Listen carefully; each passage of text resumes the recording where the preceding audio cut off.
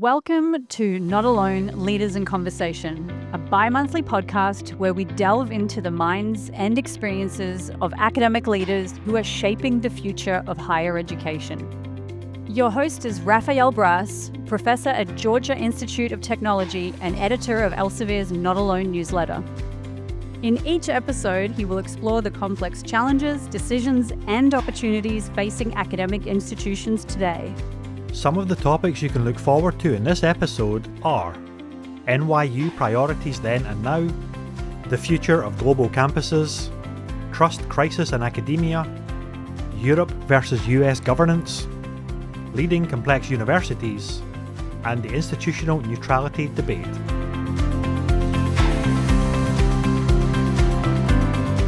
Professor Andrew Hamilton has unique transcontinental institutional experience. He likes to say that the path to leadership is not always straight, and his background supports that statement. He got a degree from Exeter, England. From there, he went to the University of British Columbia, Canada, then to Cambridge University, where he obtained his PhD. His postdoctoral experience was across the Channel in France. His first faculty appointment was in Princeton, New Jersey, then to the University of Pittsburgh and Yale. He headed back to Oxford as vice chancellor, the equivalent of president. After Oxford, back to the United States, where he was president of New York University from 2016 to 2023. Frankly, I'm tired just talking about it. He certainly has moved. Welcome, Andrew, to Not Thank Alone, you very much. Leaders in Conversation. Thank you very much. It's a pleasure to be here and listening to you describe my career. It sounds like I have a hard time holding down a job, but certainly it has involved lots of trips across the Atlantic. Well, maybe I was going to ask you that question. Well, Andrew, let's talk about career. You're a chemist and you're passionate about chemistry. I understand that you have continued your research and have maintained a laboratory through all your presidencies. And I gather you're still involved. What is it about research? It's less now in these later years, but certainly while I was provost of Yale and then vice chancellor of Oxford and president of NYU, I kept a lab in the chemistry department. It was very important for me. You know this, Rafael, that we are scientists. I began my career. I had no intention, absolutely no intention of going into university leadership or university administration. I had been chair of my department at the University of Pittsburgh and then became chair of the chemistry department at Yale. But I found myself just being offered an opportunity to take on a higher level role. In that case, it was the deputy provost at Yale for responsibility for science and technology. I had no plans to follow that route, but I took the step and found that it was something I enjoyed. It was something I got professional and personal satisfaction from. But in all of that time, I never left my roots in science. And I think we scientists know we have gone into our careers because of our love of science. In my case, it was organic chemistry. And I kept my lab. It was during my time in leadership positions. It was very important to maintain my sanity, quite frankly, to be able in the sometimes surreal world of university leadership, to be able to go to the lab, to talk to my students, to hear about the experiments that had worked or those that had not worked, to be talking about the future of their research. That was a very important part of maintaining my sanity. And I will say as well that, again, in leadership positions, particularly with large, outstanding and often demanding faculty colleagues, and I'm thinking of Yale, I'm thinking of Oxford, I'm thinking of NYU, it actually continuing my research, continuing to publish and get research funding from federal agencies was an important part of maintaining my street cred with the faculty, that I'm one of you. I'm not on that dark side of university leadership. Yes, I'm in those roles, but I am still a scholar at heart. And I show that by continuing my research. So it played many roles for me in the early stage in my career. But of course, it was also very important as I took on those additional responsibilities. Yeah, I couldn't agree more. I also kept my laboratory and group working throughout all my career up to this point, although it's winding down now. And as you said, two main reasons. One is maintain credibility, and two is the satisfaction of the students. No question about it. Well, I've had enormous fun since I stepped down from the presidency of NYU 2.5 years ago. Thankfully missing this most recent crisis and challenges that higher education is facing. But I stepped down and I've gone back, yes, to research, but also to teaching. And I'm teaching a course on the chemistry of art.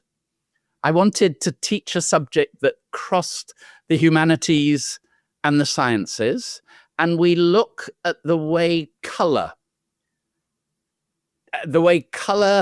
is created in the natural world, in bird plumage, in plants, in different animal colorings.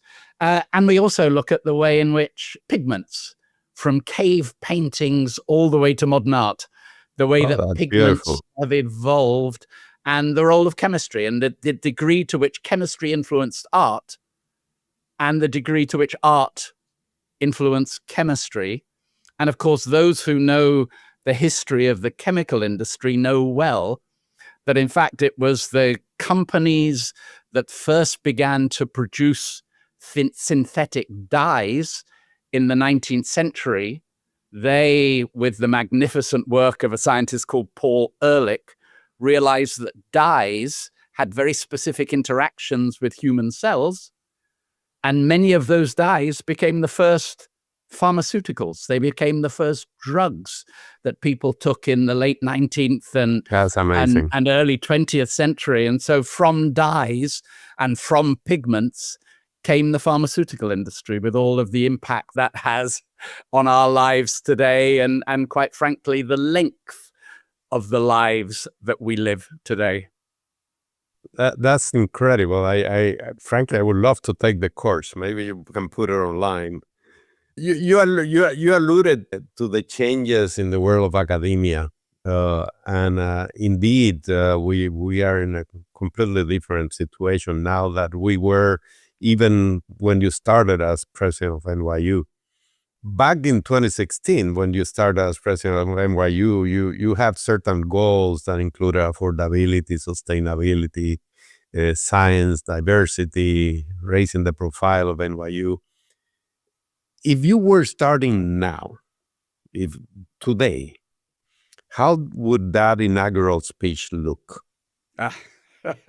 Like many incoming university presidents, at my inauguration, I laid out, Rafael's referring to my inauguration speech, and I laid out 5 or 6 key priorities for me. And you're right. I listed them: affordability, science, global, raising the profile of NYU, diversity, strengthening the scholarship at the university in every aspect of that work. How would I change today? I think probably I'd have science and the strengthening and the defense of science as a higher priority. I would have global.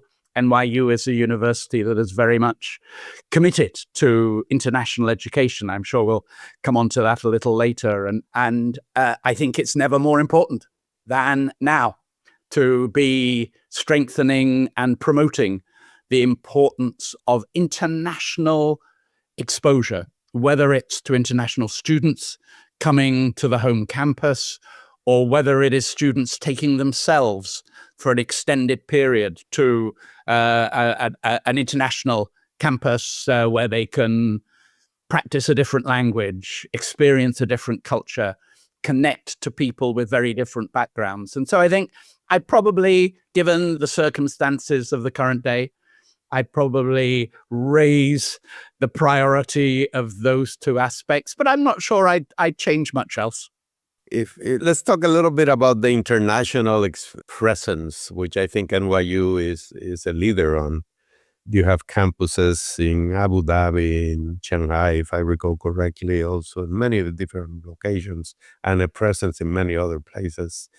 We are at a moment where that type of international engagement is effectively being discouraged, certainly with China, if not forced to close, sadly, from my perspective.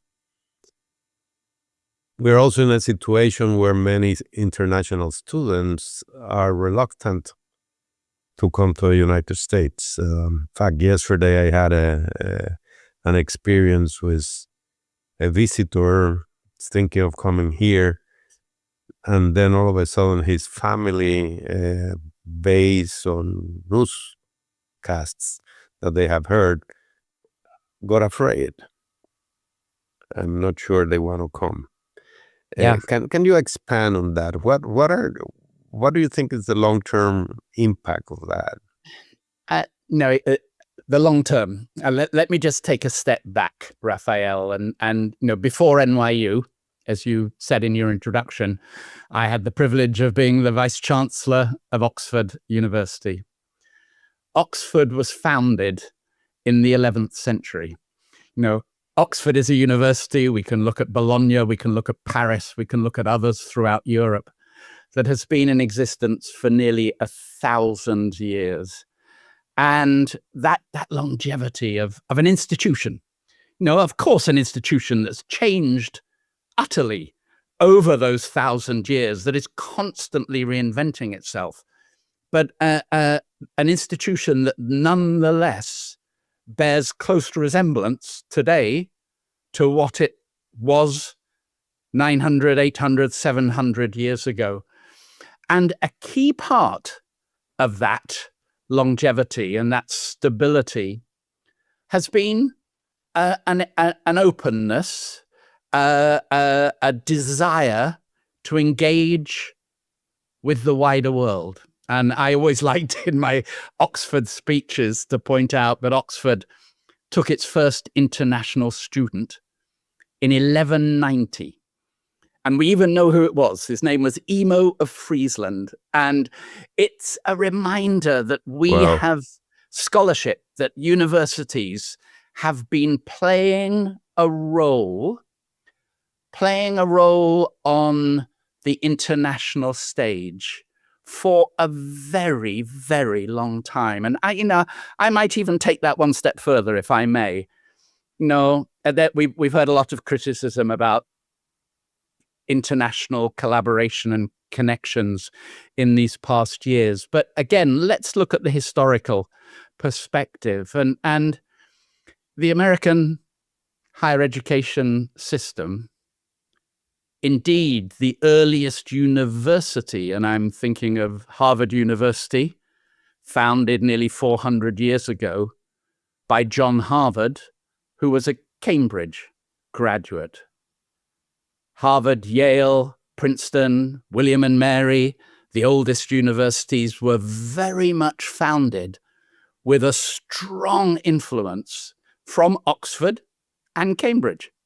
And of course, we know that in the 19th century, with the influence of the Humboldt and the German research-intensive university, essentially determining the way in which Johns Hopkins and other universities around the country evolved with their strong emphasis on research. We see in the strength of American higher education a very important role that has been played throughout history by universities internationally. And so, we would not have the world-beating US higher education system that we have if it had not been for collaborations and interactions and partnerships and student and faculty exchanges that took place in the early years of the United States. And so for me, I look to the long term. You asked, what is the long-term view? And, Oxford will still be here 1,000 years from now. I'm not sure what else will be, but Oxford will be. And I think universities must and should always look to the long term. And so I'm a huge supporter of Booster for international engagement, whether it's international students coming to our universities in the US, the UK, in Europe, whether it's our students going and traveling internationally and being exposed to other cultures. Whenever people raised questions about NYU's campus in Shanghai, in Abu Dhabi, I should point out we have a mini campus in Tel Aviv. NYU is a university that has a presence in the Arab world and in Israel, and is very proud of that presence and the opportunity it gives for students to go and travel and engage with the Arab world and with contemporary Israel, and to understand and dig deeper into the complexities of the historical and the political circumstances.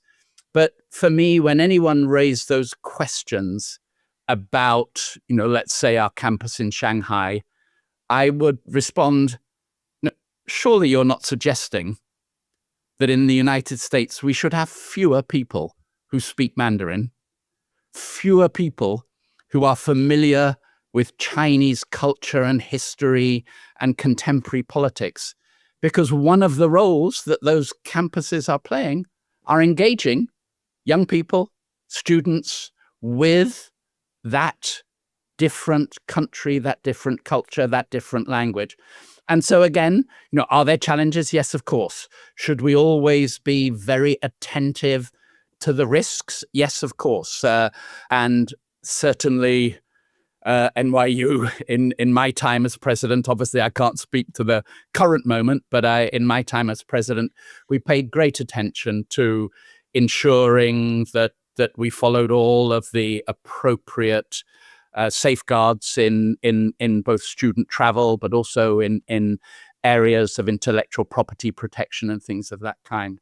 But I think that overall, the role that universities play in the international world, in encouraging understanding and familiarity with cultures and languages, is critically important. And I hope it will continue for many centuries to come. Very well said. Very well said. You and I were last September in Academic Leaders Summit that Elsevier put up in London. I was honestly somewhat surprised that the issue of trust in academia, which is so prevalent in the United States and scarily so, was sort of spreading throughout the world. You could see it, and our colleagues from other countries said so. What is happening? We've been accused of intolerant liberal orthodoxy. We have been accused of elitism. We've been accused of everything. And it is a narrative that I'm not sure we can fully control. So how do we deal with it? Yeah, I'm not sure there's very much we can control, in all honesty. So, and certainly in the wider world, I will point out, of course, you are right, Rafael. All of the surveys point to a very troubling decline in trust in the direction that higher education in the US. But as you rightly point out, we're seeing that in other parts of the world as well. And I think these are things we should take very seriously. We should work hard to tell our stories, to reinforce why universities matter, why we have mattered over the past centuries, why we do matter currently, and why we will matter in the future. I suppose I would just say we need to be careful not to overreact, even in these very difficult times. There is declining trust in all institutions, in the political world, in journalism, in the church. There is declining trust across the board in society. I always find it slightly ironic, let me use that word, that we will hear criticism of universities often coming from the mouths of politicians and prominent public figures. But the moment their children reach 18 years old, they will be the first in line to want to ensure that their child gets into the best university possible. And certainly, if one just takes a little step back, I know there are declining admissions, but there are not declining admissions into America's leading universities. If you take the top 50, the top 100 universities in America, many of them are seeing record application numbers.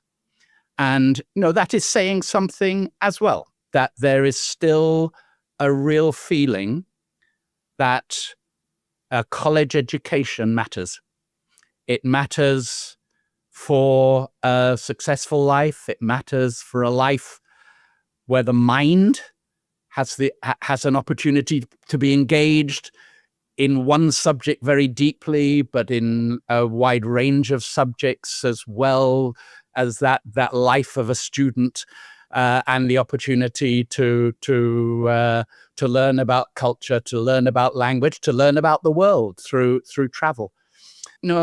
I think to some extent that decline in trust, I view it as coming from a different place. I believe, you can hear I am a great booster for I think universities have never been more important than they are today. I think the number of people, the percentage of the population who go to university, whether it's in the US, in the UK, or in most other parts of Europe, has never been higher. The importance of a college education and increasingly even postgraduate qualifications, their importance in leading a prosperous life has never been greater. And as a result, inevitably and rightly, we come under greater scrutiny. We come under greater questioning because, again, we have never been more important in the wider society. When I went to college in the UK, I think something like 6% of the population went to higher education.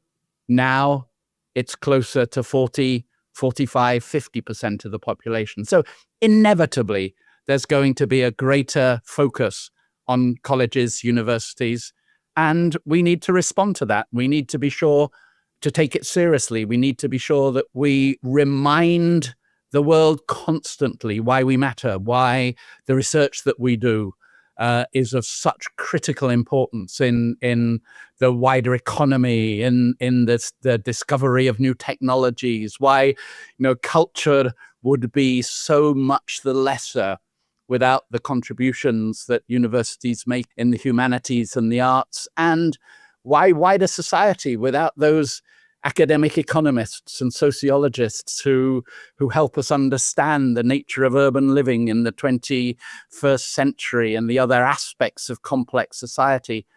We are contributing a great deal, and we need to work harder to make sure that we get that message out.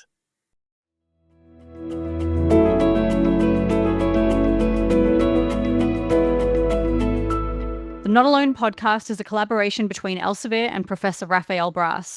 We bring unfiltered perspectives on global issues by research and academic leaders. Experts from MIT, Harvard, UCLA, and beyond bring their conviction and compassion to a wide range of topics. Follow our channel for fresh content. And now, back to the show. Andrew, I want to ask you, because I think it's relevant to the global conversation of trust.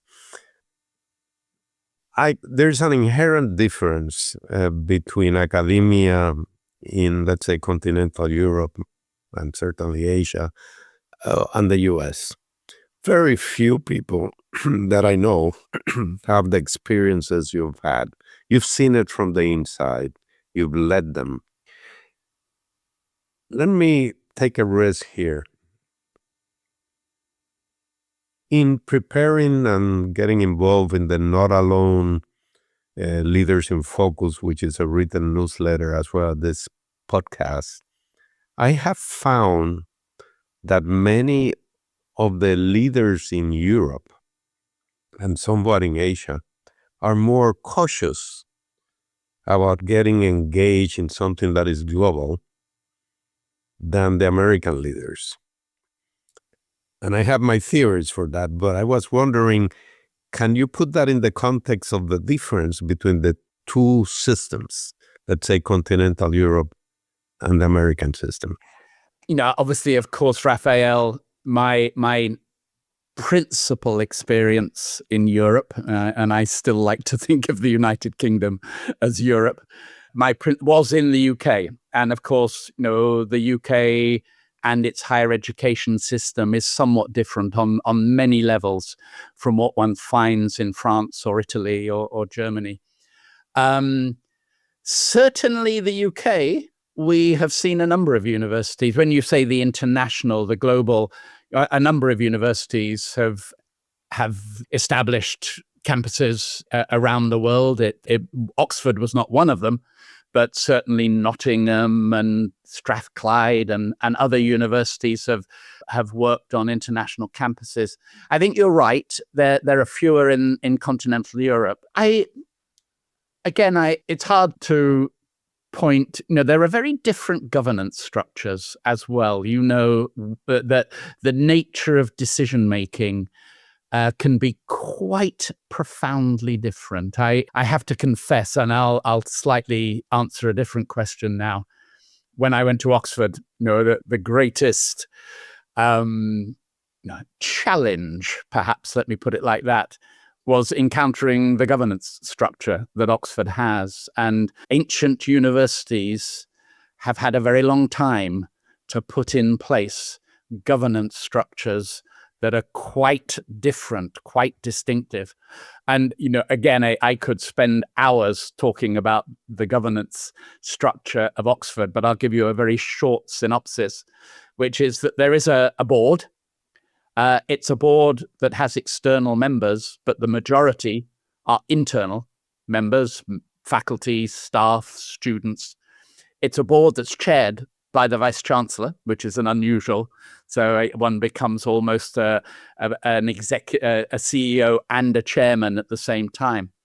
But there is a mechanism in Oxford for the faculty and the senior staff, who number about 5,000. There is a mechanism for them to overturn the decisions of the board.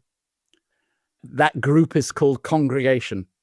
And if enough members of congregation come forward to challenge a decision that the board has taken, then they can initiate a debate and a vote and overturn the decision of the board. So it truly is a structure that has constitutionalized faculty governance, faculty involvement in decision-making, to the extent that a board decision can be overturned by a majority of faculty and senior staff. And again, it touches upon your question, because issues around the complexity then and the challenges of opening campuses in different countries, with inevitably the distraction that then brings to the home campus, the possible diversion of funds away from the home campus, the political complexity that being in another country with its political issues, that all then opens up the opportunity for those who wish to prevent such a step from being taken to indeed bring forward the machinery of decision-making to prevent it or to block it or to vote against it. And I think we have seen that in a number of cases in continental Europe, where universities have been planning to engage globally, where the faculty and the mechanisms of faculty governance have allowed the decision to be overturned. Yeah, I would have given the same answer. I think that in fact, that is the big difference, that the governance structure and the role of the leader within that governance structure is very different. The role of the leader vis-a-vis external and internal constituents is very different. Well, you talk about phrases that I've brought forward. Most of them I've purloined from somewhere else. And one of my favorite T-shirts was an NPR T-shirt, which was all about diplomacy, but I would say higher education leadership rather than diplomacy. And higher education leadership is the art of letting other people have your way. And it is truly that case that in higher education leadership, you need to have a clear idea of where you want to get to, but then you need to bring, and these governance structures certainly in European universities, in Oxford specifically, but I would say increasingly in the US as well, you need to bring people along, and ideally to have them think it was their idea, that letting other people have your way so that they take on the goal of getting to a particular point and take ownership for it and make it happen. Yes, absolutely. You've described it, but that leads me to the question of, you have defined leadership in a particular way, which I think is right, academic leadership. But when you go look around and you look at your colleagues and you look at leadership in other roles, what is good leadership to you? You have been an extraordinary leader in very different situations. Can you point to a few traits, characteristics that you admire in leaders? Universities, and again, I think in the current debate, in the current world that we're living in, we often understate, we underemphasize just how complex universities are. And, when I went from Yale, I went to Oxford, and Oxford was twice the size of Yale. And then I went from Oxford to NYU. NYU is twice the size of Oxford. NYU is enormous. We have 65,000 students. We have 20,000 faculty and staff. We're the size of a city, a medium-sized city. And inevitably, there is not a single voice. Often people talk about universities having a political position, universities taking a position. Universities, my predecessor, John Sexton, always used to love the word cacophony. We are a cacophony of voices, a myriad of voices of very different perspectives and flavors. Some of them are louder than others. And that becomes its own challenge and issues that we have to face. But universities are very, very complex. And I often, there is no simple answer to your question, in my opinion, Rafael. I think, we have to be able, we leaders, we have to be able to hold completely contradictory views in our head at the same time. We universities are very traditional. We wear clothing at graduation that harks back to medieval Bologna. Yet we are incredibly modern and innovative in both the work, the research, the teaching, even the entrepreneurship that we do. You think of universities. We are global in a university like NYU, but we are utterly committed to New York City, and our partnership with universities in the state and the city, our engagement with the communities around us, our role in the wider. So we are both global and local. And I do think it's important that, leaders, and I tried to follow this in my time as provost, vice chancellor, and president. Yes, we need to have clear vision. Yes, we need to have principles and to use them as our guidepost. But we also need to ensure, I always used to say to my colleagues, we also need to ensure that the university gets to the end of next week. There is a pragmatism that we have to face. We have to be careful to not mire the university in a crisis, a financial crisis, a constitutional crisis, and a political crisis. And so there has to be that pragmatism, in my opinion, as well. And so again, holding two contradictory views in one's head at the same time is a skill that I would encourage all aspiring university leaders to practice. That's a difficult one, but you're right. Along those lines, one quick last question, maybe, and related to it: contradictory views and the concept of academic neutrality, which has been increasingly being adopted in the United States, maybe conveniently so. One side says, look, the institution has to make it to next week. We have to be pragmatic about it. We should only deal with issues that are of direct relevance to our business. On the other side is the argument there are a series of principles and values that the institution and the leaders hold, and hence to not speak to them is somewhat of an abdication of leadership. When you establish a policy, the danger is you have to live by it. How you see this situation?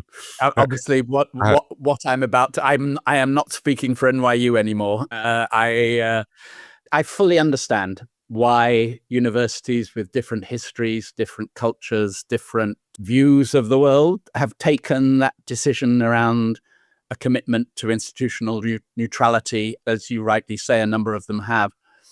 I worry. I fortunately I don't have to make that decision now. I'm not no longer president.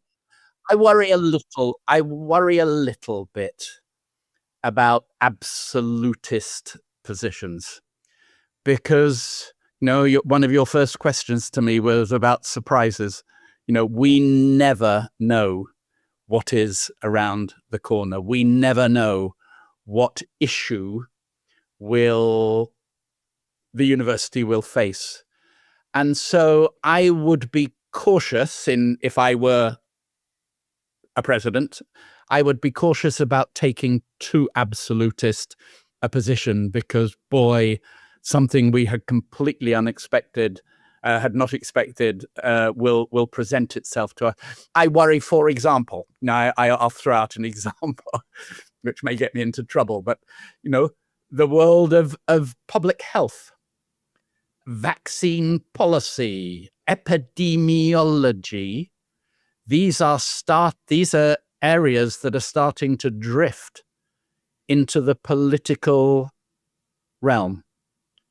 Are we saying that we would not take an institutional, certainly a public health school position on those kind of areas, even though there are many who might view taking that position being taking a political position, because others of a different political perspective have a different view on vaccine policy or issues around public health. And again, that's not to debate those issues today, but it's more just to respond to what would be my hesitation of taking too absolutist a view, because something is coming around the corner that we will need. And indeed, our community will very much want and be expecting a reaction or a position from the university. I'm amazed, Andrew, when after these 45 minutes, how much we agree in so many things. I haven't found it's truly unbelievable. I fully agree with your last statement. A policy of that nature is almost guaranteed to be violated, the way I see it, ultimately, by necessity. Yeah. And it reminds me... Yeah, go ahead. One of the things that worries me about the current moment is how quickly we forget the times we've lived through. We're all forgetting just how terrible COVID was, and how, a university in the middle of Manhattan with the streets deserted, a university that depended upon tuition income. We were on the verge of financial collapse, and we had to take positions, and we had to defend those positions. I worry that we are forgetting, even, again, I don't want to get into the specifics, but even that George Floyd moment, absolutely, that was a very searing time. It was less about George Floyd as about American history and the role of slavery in American history and the degree to which the reckoning had been, fully explored and developed. And, we forget just what that moment felt like when we were living through it. And I would apply the same to COVID. And so as we think about policies, we need to there will be another something like George Floyd, there'll be another something like COVID around the corner that we can't possibly predict. And having our policies flexible enough to allow us to deal with them, I would have thought is a good step. Yeah. Sorry, I interrupted you, Rafael. No, not at all. I was going to say, I once heard the great Václav Havel, president of Czech Republic, give a talk, and in one of the statements he said something I will never forget: objectivism is a myth. So anything that's smack of absolute statements or objective quote statements are destined to fail in many ways. As you give that great quote, I am as a scientist, we like, what are you talking about?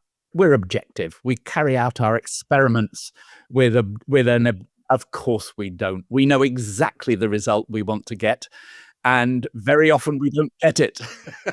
and science changes, and the measurement ways are objective and are not completely objective. But anyways, and that has to be the public, and many of us have to be educated about that. We cannot believe that what we do, even in science, is completely objective. It gets as near as we can, but it's not.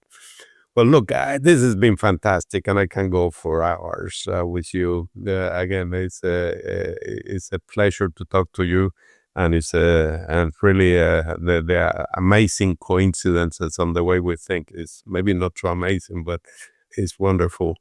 I just wanted to end that in preparing for this talk, I heard a parody that the students of NYU put together when you were arriving at NYU. And it was based on the music of Hamilton, Alexander Hamilton. So they wanted to welcome not Alexander Hamilton, but the new Hamilton, Andrew, to New York City from across the Atlantic. And I am an avid fan of Lin-Manuel Miranda's music. I think it's just absolutely fantastic. Besides the fact that it's also from Puerto Rico, I thought that parody was just great. I will not try to sing my appreciation for you. I don't think you will like, nor the audience will enjoy that. But I will echo the enthusiasm of those students. At that point in 2016, they did indeed get a great Hamilton to New York City again. Thank you. You're very kind. Rafael, if I may just, I will also end. Of course, I arrived in 2016, and the Hamilton craze was at its height. And so all I heard as I walked the streets of New York is Hamilton is wonderful. Hamilton is the best thing to happen to New York City.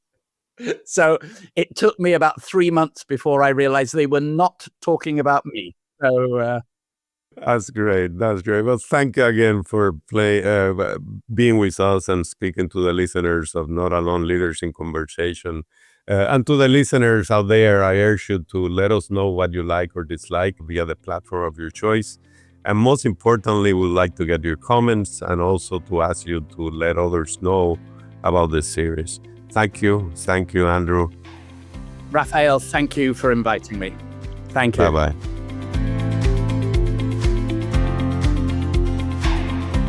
Thank you for tuning in to this episode of Not Alone, Leaders in Conversation.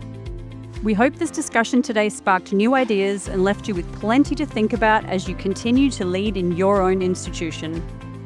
If you found this conversation interesting, insightful, or thought-provoking, please share this episode with your colleagues, peers, and friends.